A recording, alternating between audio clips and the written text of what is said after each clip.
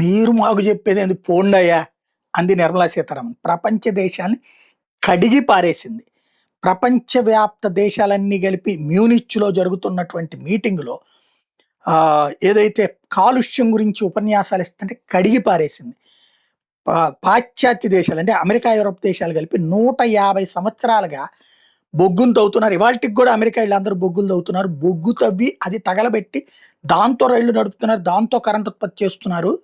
150 ఏళ్ల నుంచి మీరందరూ సృష్టించిన కాలుష్యంతోనే పొరలు దెబ్బతిన్నాయి. అట్లాంటి సిట్యుయేషన్ నుంచి కాపాడడానికి ఎలక్ట్రిక్, సోలార్ లాంటి పవర్ వైపుకి తీసుకెళ్తున్నది భారతదేశం. మాకు ఉపన్యాసాలు ఇచ్చే స్థాయిలో మీరు లేరు. క్లైమేట్, ప్రకృతి విషయంలో ప్రకృతితో మమేకమయ్యే ధర్మం నుంచి వచ్చినటువంటి వాళ్ళం మేము. మీకు మాకు ఉపన్యాసాలు ఇచ్చే నైతికత కూడా లేదని తేల్చి చెప్పారు నిర్మలా సీతారామన్. అదే సందర్భంలో పొల్యూటెడ్ దేశాలు, తక్కువ పొల్యూషన్ ఉన్నటువంటి దేశాలని దోషులుగా చూపించే ప్రయత్నం మానుకోండి.